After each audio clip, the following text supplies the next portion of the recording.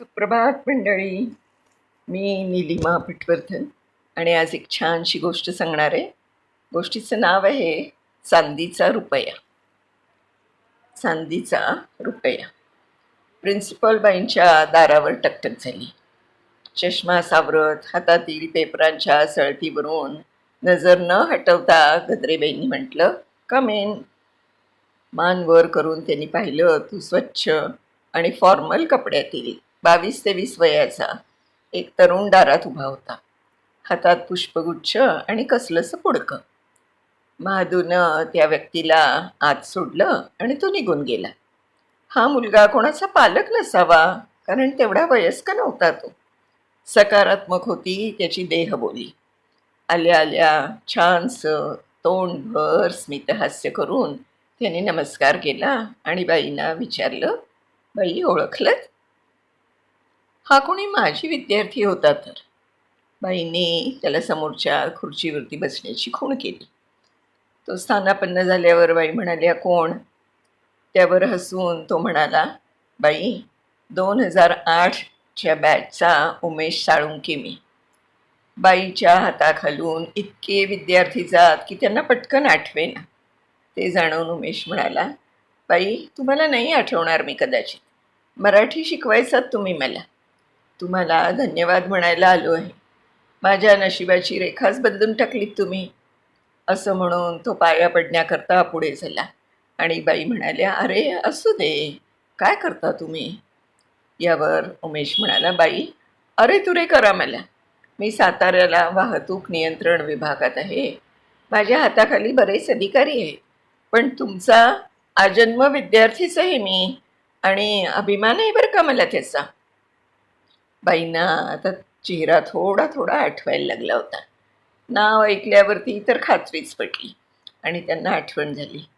शिपाई महादेव 2 वाण पोरांना घेऊन आलेला होता. बाईंना नेहमीचं ड्रिल माहीत होतं. पोरांना जरब द्यायची, गरज पडल्यास टेबलावरची छडी वापरायची. पालकांना मी चिठ्ठी पाठवून बोलावून घ्यायचं.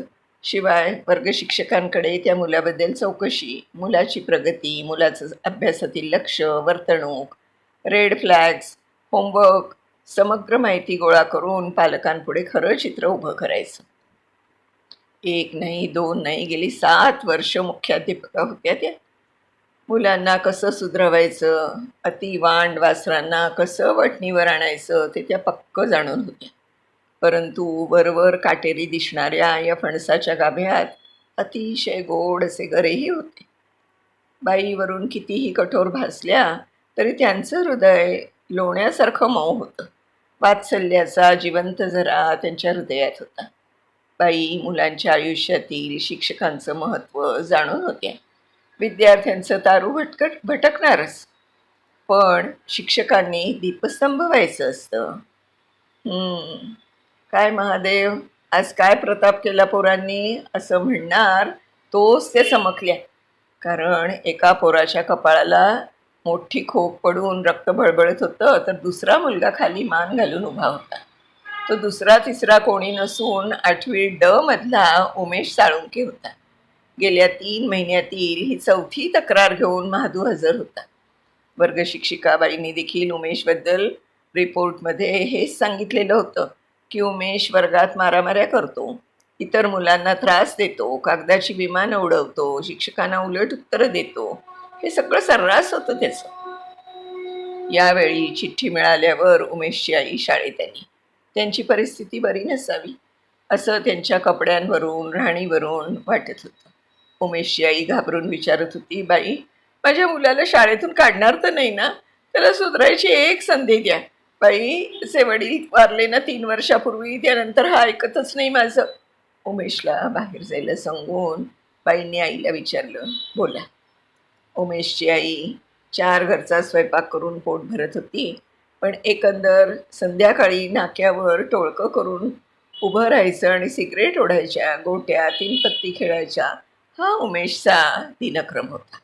बाईंनी उमेशच्या आईला दिलासा दिला आणि सांगितलं, बघते मी काय करायचं ते, समजावते उमेशला बरं. उमेशची आई गेल्यानंतर दुसऱ्या दिवशी बाईंनी उमेशला ऑफिसात बोलावणं धाडलं. तो आल्यावर त्या म्हणाल्या, बस बाळा. ते ऐकून उमेश चमकला, कारण त्याला वाटत होतं आजही पट्टी मिळणार, नाहीतर ओरडा मिळणार. पण बाई त्याला म्हणाल्या, उमेश, काल बोलले मी तुझ्या आईशी. आईच्या डोळ्यात पाणी दिसलं रे मला. तुझे बाबा 3 वर्षापूर्वी गेले ना, मग आता घरातील कर्ती व्यक्ती कोण होणार? कोण त्यांची जागा घेणार? तुझ्यावर जास्त जबाबदारी आहे पोरा. आई 4 घरी स्वयंपाक करते आणि तू जुगार खेळतोस. तुला तरी बरोबर वाटतं का? मला सांग, शाळेकडून तुला काही मदत हवी आहे का? हवी ती मदत करायला मी तयार आहे.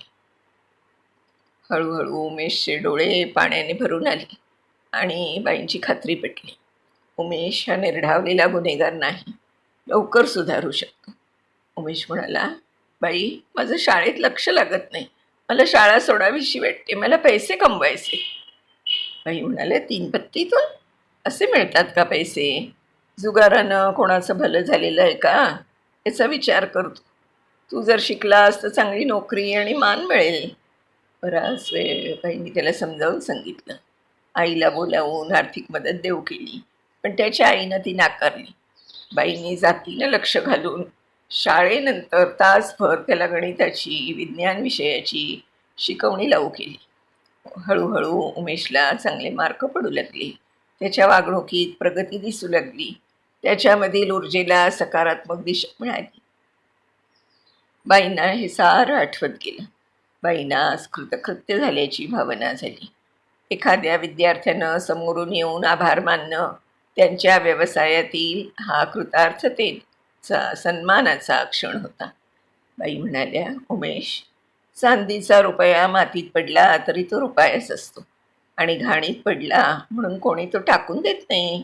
रुपया उचलून पुसून घेतो, पण मुळात त्याला रुपया असावं लागतं. तसा तू चांदीसारखा लखलखीत होतास. यात मी काहीच केलं नाही. मी फक्त चांदीवरची धूळ झटकली.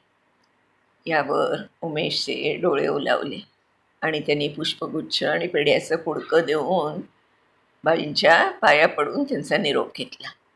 आज तो ताठ मानेने जगत आहे, आणि हे जाणून होता की कधी कधी आपल्याला कोणाच्या तरी नजरेत आपल्या स्वतःच्या लायकीचं व्हॅलिडेशन करून घ्यावं लागतं.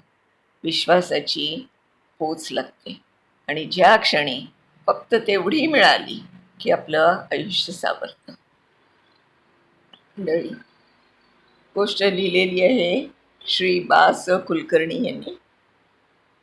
तर कुलकर्णी सरांचे मी खूप अगदी मनापासून आभार मानते. खूप छान गोष्ट सांगितली आहे. मी पण शाळेमध्ये आधी सुरुवातीला शिक्षिका होते, नंतर मुख्याध्यापिका झाले. असे बरेच क्षण माझ्याही आयुष्यात आलेत. तेव्हा मला कल्पना आहे की आपण जी काही आपल्या मुलांच्यासाठी, म्हणजे शाळेतल्या विद्यार्थ्यांच्यासाठी करतो, त्यामुळे जर कोणाचं भलं झालं आणि त्यांनी आपल्याला पुढे येऊन नंतर सांगितलं तर किती छान वाटतं ते. धन्यवाद कुलकर्णी सर. अशा छानशा गोष्टींसह उद्या आपण परत भेटणार आहोत. तोपर्यंत मी निलिमा पटवर्धन आपली रजा घेते. धन्यवाद.